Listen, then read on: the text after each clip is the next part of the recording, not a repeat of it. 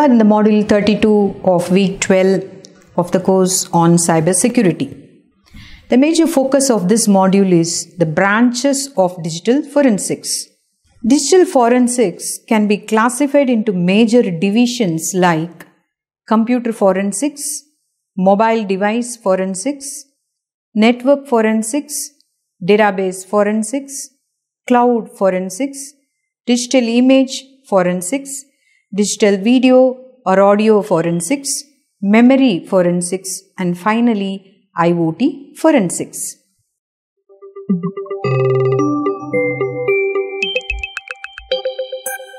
This is the most significant category of the digital forensics because in most of the cases, computers or laptops are involved to commit the cyber-related crimes.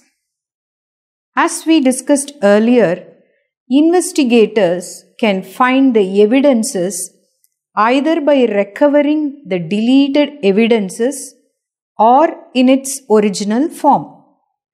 Computer forensics is also a great challenge for the investigators as varieties of operating systems and platforms are available today.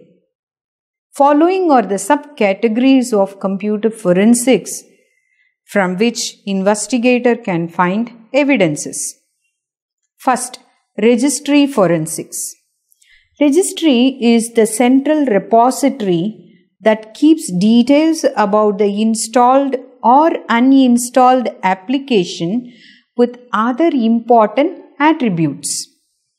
Second is browser forensics. Browser forensics is very important evidence in the cases related to internet frauds as browser keeps the browsing history and log of the activity performed by the user. Again, it is a challenge for the investigator because varieties of browsers are available today. Next is a third-party application forensics.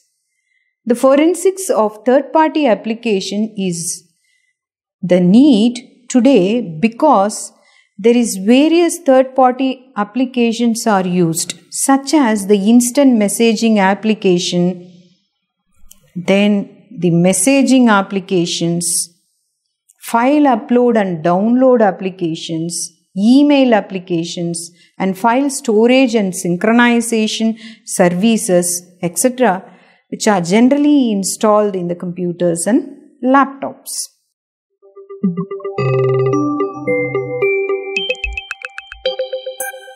As the usage of mobile devices began to grow consistently, the origin of mobile device forensics has also evolved. It examines the evidences present in all types of cellular phones, personal digital assistants, tablets, and smartphones. The places such as USB drives, GPS, cameras, contacts, browsing history, and other medias are also searched for retrieving confidential and sensitive information. Mobile forensics involves the recovery of the evidence from call logs, SMS, MMS, browsing history, external image media, external media, audio and miscellaneous, location details, internet activity, built-in applications, third-party applications, social networking applications, etc. It's always a challenging task for the investigator because varieties of mobile phones with varieties of operating platforms are available today and the investigator needs to work on actual mobile phone instead of its image. It's also considered very complex because deleted data can be recovered from the rooted mobile phone only and the rooting phone process may change the integrity of the evidences.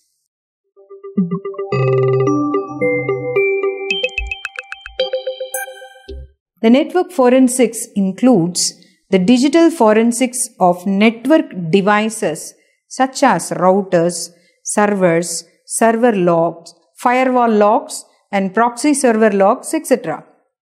Keeping the backup of the logs of the network device is very important because it keeps overwriting and it cannot keep the backup of the same as it is difficult to extract the evidences.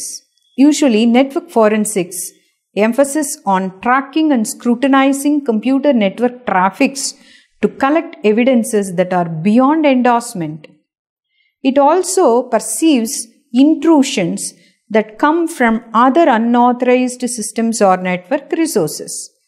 The investigators must use proactive methods to capture network-related evidences as network traffics are usually unstable and dynamic. Network forensics involves two basic approaches in assembling the evidences.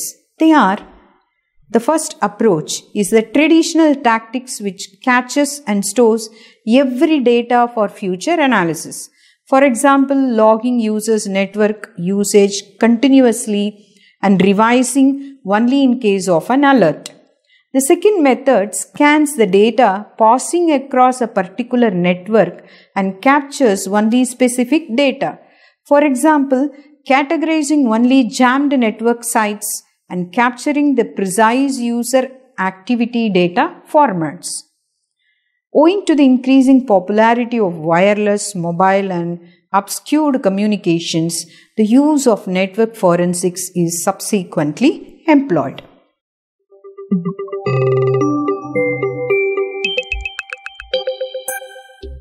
This category of digital forensics is similar to computer forensics, which includes extraction of evidences from the databases, the metadata, database server logs, and information related to transactions within the database. Database forensics differentiates itself from database recovery.